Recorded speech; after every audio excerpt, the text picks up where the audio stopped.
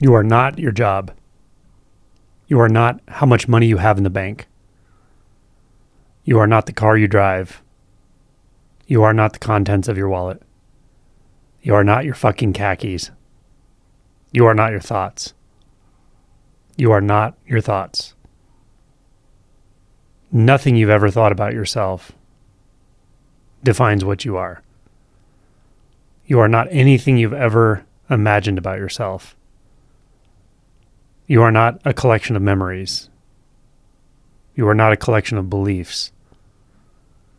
You are not a collection of problems and solutions.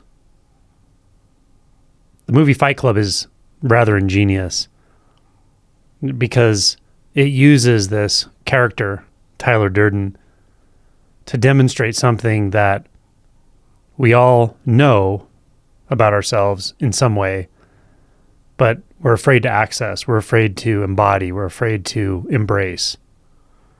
Tyler Durden represents the shadow. If you notice in the movie Fight Club, the narrator, played by Edward Norton, never says his name. He's unnamed. He doesn't have a name. Only Tyler Durden, his supposed alter ego, has a name. There are different ways to interpret this movie and different ways to interpret the relationship between the narrator and Tyler Durden. But the one that makes the most sense to me, or seems the most obvious, is that Tyler never existed apart from the narrator. Tyler is the narrator. But the narrator couldn't give himself permission to fully embody his shadow.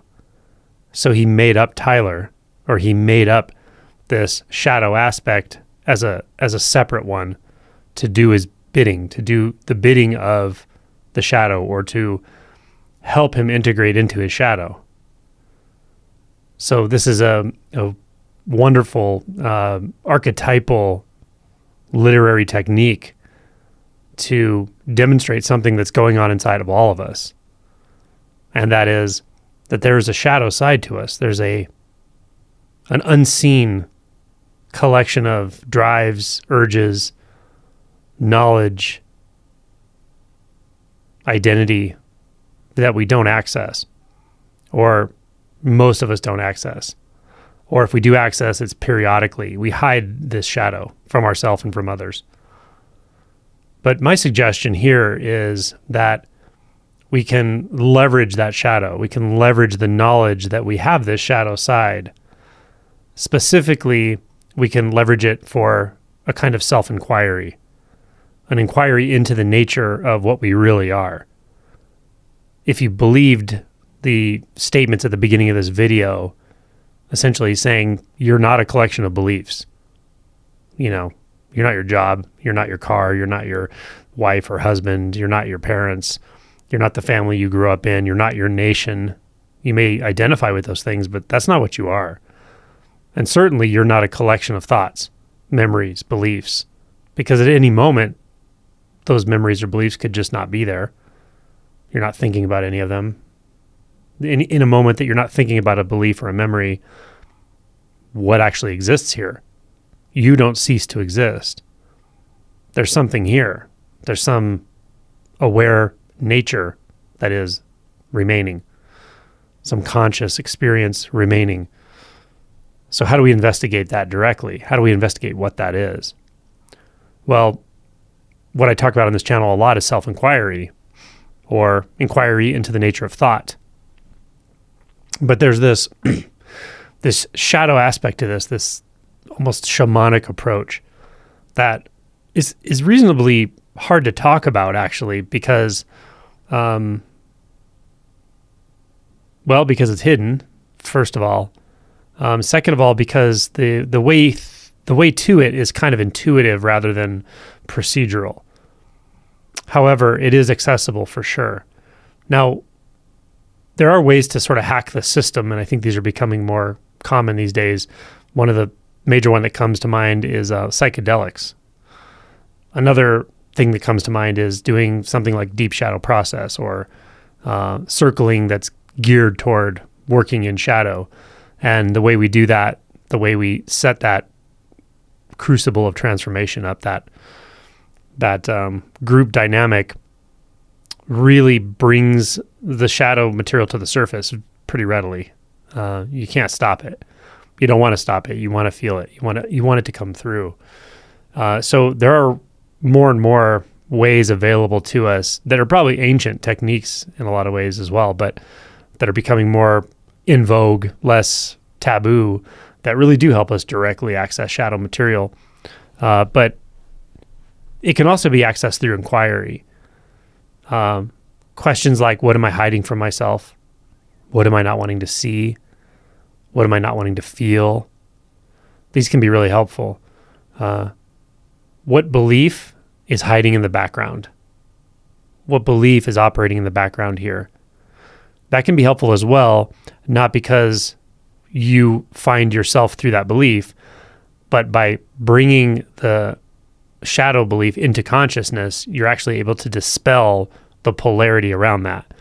That may sound complicated, but let me put it in a simple way. We may spend a lot of our life with an identity shaped around avoiding conflict, let's say. Or we may have an entire personality built out of avoiding risk. Or we may have a tendency toward, say, relationships that's completely built around safety at the cost of everything else, at the cost of authenticity and so forth. So if we have these proclivities and we don't see the belief that's behind them, right? That can shape our entire life and send us down a path that we don't even realize we're on, a path we don't get off of because we don't see it as a path. We just think that's how life is. You've surely been on that hamster wheel in some way or another in your life where you feel like you're just repeating the same pattern over and over and over and you can't figure out why. And it seems like no matter what you try, you still end up on the same hamster wheel. This is what I'm talking about. So shadow work or engaging the shadow or confronting the shadow in one way or another can break that pattern, can break through that because it gets to a more fundamental belief that we're not seeing the shadow. Anything we don't see is the shadow. Sometimes we can start by looking into the opposite of maybe what is not in shadow. What is it that we identify with? And then what's the opposite of that? See that that's also part of what you are. We may not want to see that. For instance, if our identity is built around being intelligent, explore what it is to be a simpleton, to have no intelligence, to have no intellect, to have no discernment. What does that feel like? Is it a scary place? It might be terrifying for you if you've identified with being smart, being intelligent. What if you've identified with being beautiful? Look at what it feels like to not be beautiful at all, not to have access to beauty, to be ugly, right? Is that triggering? Is it scary? Is it a fearful place? Does it drop you into shadow? See that we have all kinds of sides to us. We're not one side of anything. It's impossible.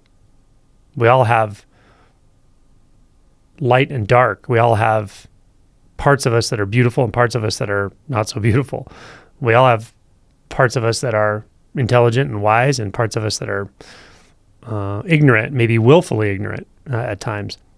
It's important to see all this about ourselves, or else what we're doing is we're hiding in a view. We're avoiding our shadow, right? In Fight Club, the shadow was one more of like the id, right? Tyler represented the ways in which the main character wanted to live his life. He wanted to dress unapologetically a certain way. He wanted to have sex a certain way. He wanted to fight. He wanted to express himself a certain way and not give a shit. All of us can probably find aspects of that within us as well. Not that you should necessarily fully embrace the shadow behaviorally, but to see that you can't exclude those parts of yourself if you want to be honest with yourself. You will be lying to yourself if you exclude those parts of yourself. This is the genius of Fight Club. This is the genius of embracing the shadow at some level or at all levels. How you do this specifically is going to vary. Like I said, there's more and more ways to approach this. But just putting some of your intention around finding the shadow space, finding what it looks like when it flips over, right? That part of yourself you're so sure of. What happens when that flips over? I remember many of these polarities about myself just flipping straight over after awakening, parts of myself that I didn't even realize I was identifying with, and I could just explore the other side of them, and it was so easy and so simple and freeing and hilarious. It's hilarious how much fear I had built around not even seeing the shadow part of it. As soon as I could embody the shadow, embrace the shadow, even play in the shadow at times, it was so freeing, and it was kind of hilarious. It wasn't even the behavior or what I was doing, or specifically the shadow material that was so freeing. What was so freeing is that it was real, and I realized the identity that was there before was so unreal, so rigid, so structured, so fearful, so doubtful. Yeah.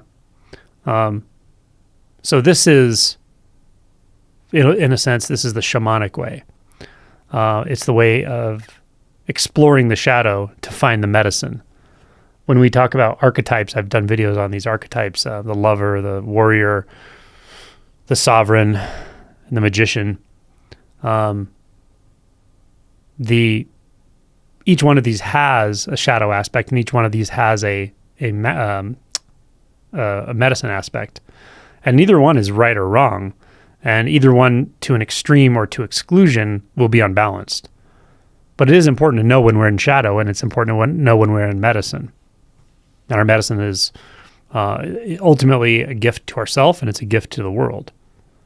And shadow is the workshop. Shadow is the place of exploration. Shadow is the place of unflinching vulnerability and authenticity about what's in here.